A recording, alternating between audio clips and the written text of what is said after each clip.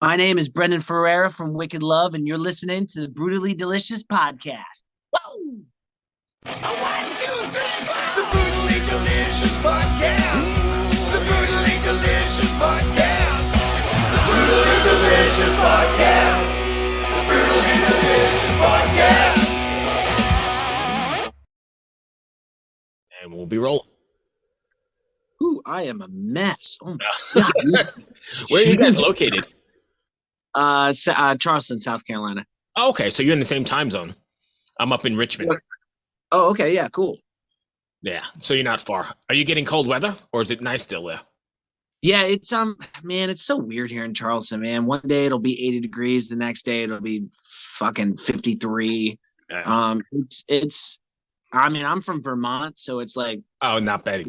comfortable right now. Right. So We're in the 30s here in Richmond, and I don't like it at all. oh, okay, gotcha. Yeah, that's my weather, man. I love cold weather. Oh, really? No. Yeah, I Anyway. run hot. Anyway, let's talk about Wicked Love then. Yes, absolutely. I've listened to the record, but for those listening who have not listened to Wicked Love, can you give us the 2-sentence elevator pitch, boardroom pitch, whatever you want to call it? Yeah, absolutely. Wicked Love is energy rock, right? It's a party on a stage, and it is heavily 80s influenced with a modern twist. And I think that's what really sucked me in when I started listening to it is I'm a big 80s guy. I grew up in the 80s, so that always holds a dear spot to my heart. And Oh, yeah. you guys, while not 80s metal or 80s rock, you're still kind of have that vein running through it, if that makes Yeah, sense. heavily 80s influenced. Yeah. So what has been the response to the single so far? It's been really good, actually, man. Really? It's been awesome, and that makes me so happy because it's almost like we're getting a little bit of hope, not just for us as a band, but for the whole kind of like rock and roll community sort of thing. You can see bands like, and I'm not saying this is a bad thing, but like Shinedown, for instance, you start seeing them like they're putting in like samples of songs and stuff, electronic noises, try to get more on like the poppier side, and which I totally understand. They're trying to grab an audience and a demographic and stuff, but there's a want for what we are doing. People are starting to get a little, tired of the same old thing. And, I think it's time for rock and roll to shine again. So do you ever find yourselves like straddling that line because you know it's gonna maybe sell more, or is it pretty easy to stay true to your roots? Yeah, it's pretty easy to stay true to our roots. I mean, we started as a band in 2015, and in 2000, well, at tail end of 2014, we cut the EP in 2015. But when we started the bands, people were like, I don't get it. In 2015, people were like, oh, 80s hair, like whatever. Just start a cover band and do cover songs, which we also did that too. But people have always been really turned off with it ever since we started. So we were just like, hey, we're doing what we like. So maybe eventually, if we continue to do it, maybe it'll catch on. And we took a hiatus, like a 6-year hiatus, because we had like differences in the bands. Right. And we're older now. I think I was like 26 years old when we cut the EP. I'm 33 now, so it's like it's a little bit easier now that we're a little bit older, and so me and Austin, the owners of the band, me and both started Wicked Love together. We just found some more guys, and bada bing, bada boom. That's great. And so in the last couple of years, I actually make independent films as well, and I did a film on 80s. It's called Hair Metal Revival, basically, and it's Okay. a kind of revival of the hair metal scene. And while it's not that big in the US yet, it's starting to make a little bit of a comeback. In Europe, it's huge. It's huge. I went down a rabbit hole and found all these bands, and I mean, they're doing quite well. Man, Frontier Records. I mean, Yeah, come on, dude. Like that's ultimately what Wicked Love is shooting for, right. right? Is Frontier Records, right? I mean, you have bands like, do you know the band Work of Art? I don't think I've come across them. No. So look them up, man. Those guys are like international superstars, right? They're playing, they never come to the States, right? But it makes sense that they don't because it's not popular here Right. yet, right? And the trends, that's so funny that you say that, man, because I kind of have been like watching like musical trends, and back in like the 90s and stuff like that, right? House music and techno music was huge in Europe, right? And then 10 years later, 15 years later, it became huge over here, Right. right? And now we're starting to see, rock and roll and like this style of music is getting really big in the Europes, huge in Japan, Yes. right? Big in India. We're starting to see it overseas. And man, I'm here for the ride, brother. I Like, agree with you in the cyclical nature, but I also don't know if we'll ever have, and maybe it's an anomaly, that whole Sunset Strip thing. Because I'm a bit older than you, and I grew up in it and spent a lot of time out there between like 87 and maybe 86 and like 91. And I've been to all those places, and I've been to the Cat House and all that kind of stuff. And the that was whiskey, something like its own little microcosm that was like nothing else in the world. we're never going to be able to wholly bring what the 80s were back Right. 100%, right? But we can take it and we can make it something kind of new. And that's what Yeah. Wicked Love's trying to do. That's why we have more of like a kind of modern twist Right. in it. And I mean, obviously we would love to see it come back, but I mean, if you guys help us, we can make it happen, right? But Right. obviously not perfect. Yeah. So I got a question for you then. I know we're talking about the 80s stuff and it's great to see it coming back this way, but you can't really write those songs or write those lyrics and that content in nowadays culture, right? Because I turn on like Winger Mhm. 17 or Christine 16 from Kiss, and I mean I'm going, holy shit, they could never have done that record now. Yeah. I mean, look at yeah, 17. Yeah, you can't do that. I mean, but you know what? What's stopping you? Right. I'm, But I I'm one of those people where it's like I'm never gonna let somebody tell me what I can and can't do when it comes to what I'm creating, right. right? I definitely wouldn't. I mean, if I was like 17 years old, I'd probably write about another Right, but 17. now it's creepy, right? Because now you're Yeah, 30 years later and Kip Winger's playing it live, and I'm going, I don't know. yeah, yeah, And yeah, I'm with you. I'm not brainwashed into cancel culture, any of that other stuff, but yeah. it definitely sits in my head a little bit different because my kids are older than 17 now. Absolutely. Yeah, I've always thought about that too because, obviously the 80s are sexual, and Very we misogynistic and all that stuff. and Yes. very misogynistic and stuff like that. And we recognize that, but I'm just at this point in my life where it's like, well, I don't fucking care because I guess I don't know, be mad at me. No, that's great. I was just wondering if that's anything you consider because Yeah, well, absolutely. I mean, whenever you're put in public's face like that, you always have to start thinking about things like that. But it's just music. It's just I fun. agree. We're And that having was the whole thing about that kind of music, right? You just hit it right on the head. It's just for fun. It's just for fun. I mean, we have like the Wicked Love song. She's got me drooling just like a child. Right. Somebody's gonna be mad about that. It's like, you know what? Go type a blog about it. I don't Right, care. right, right. But in the end, publicity is still good anyway, right? Madonna taught us that. Yeah, absolutely. Yeah, good news is bad, or bad news is good news, right? Right. Yeah, If you're on somebody's lips, you're good to go. yeah. I'm not. You know what? I'm not hurting anybody, so I'm gonna continue to write what I write. Beautiful. So, what was the writing process like for Wild Ride? You guys all write sort of together? So, most of the songs are written by me and Austin.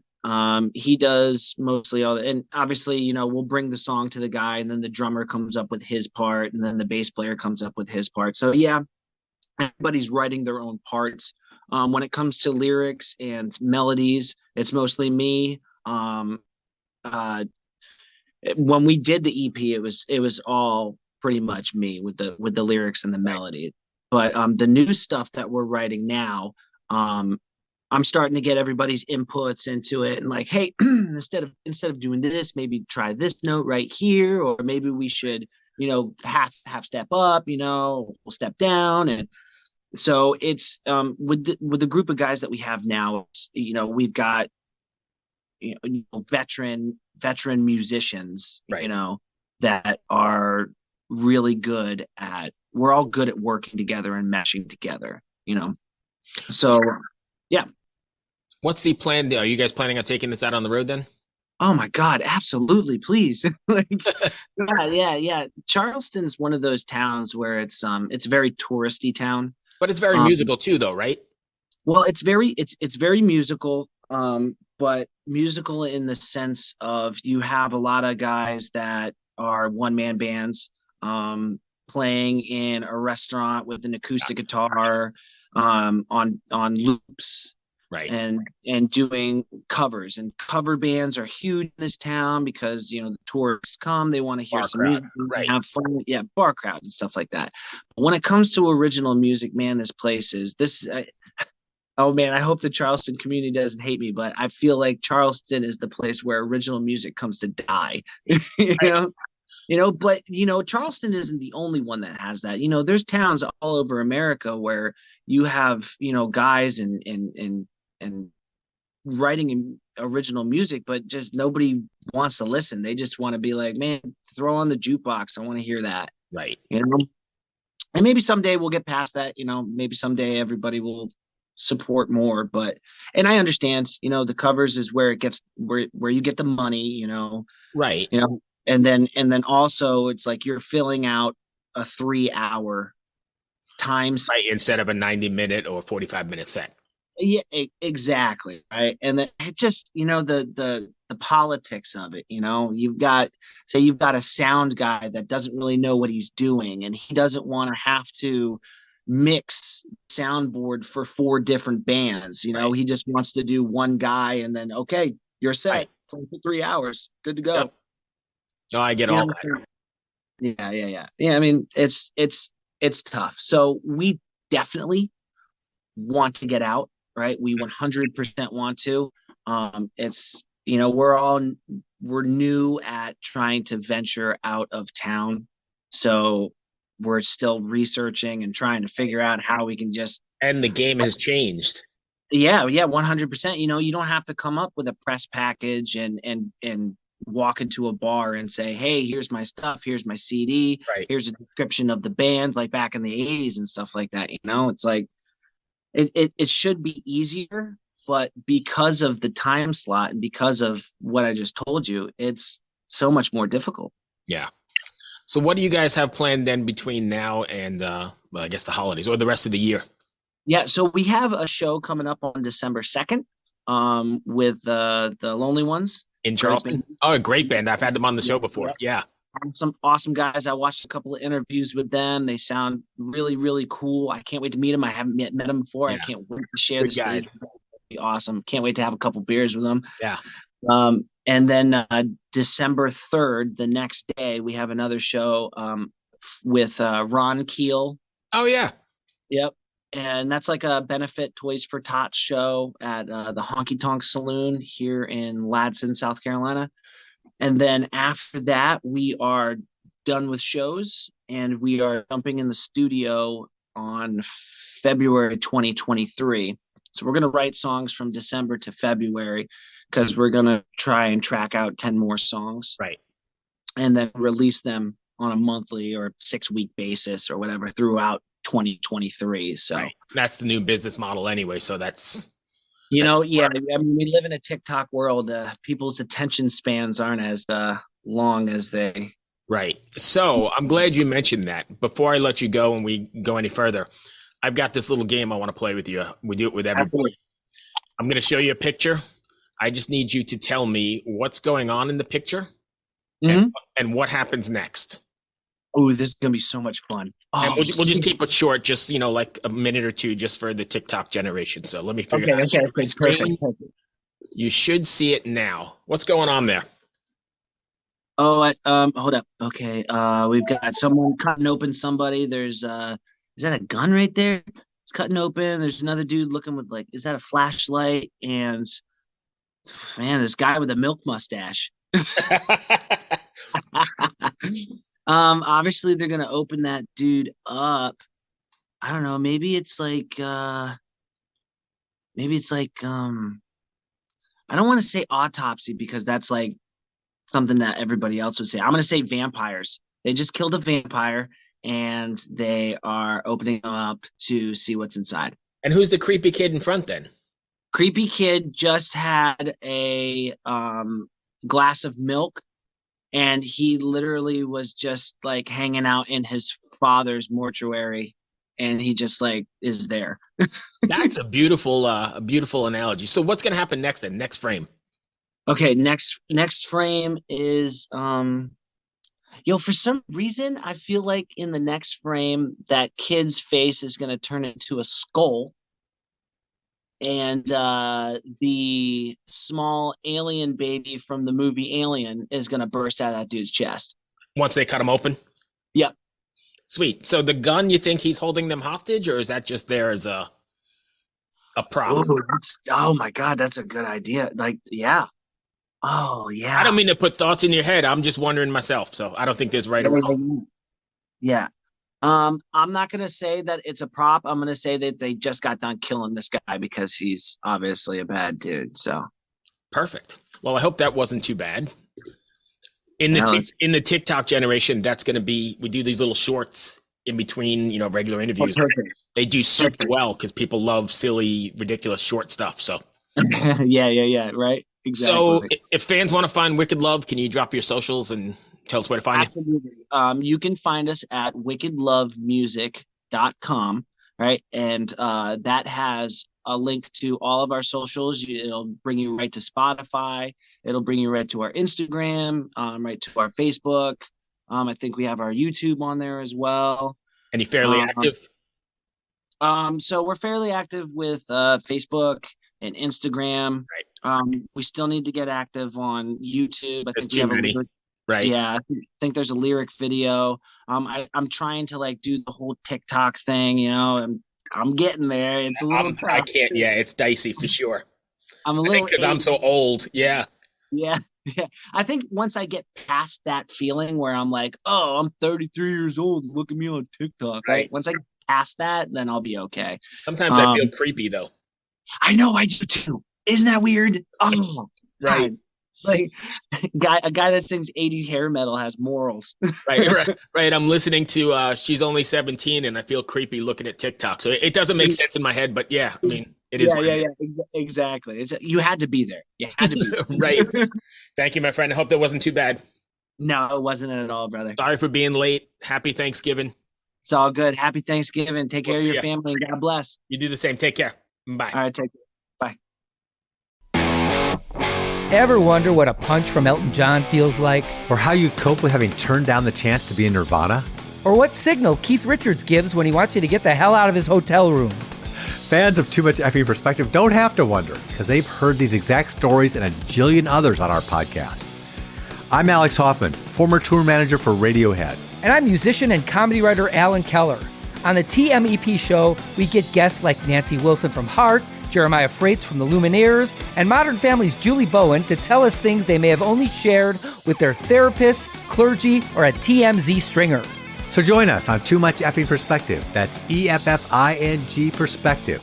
The only podcast you crank up to 11.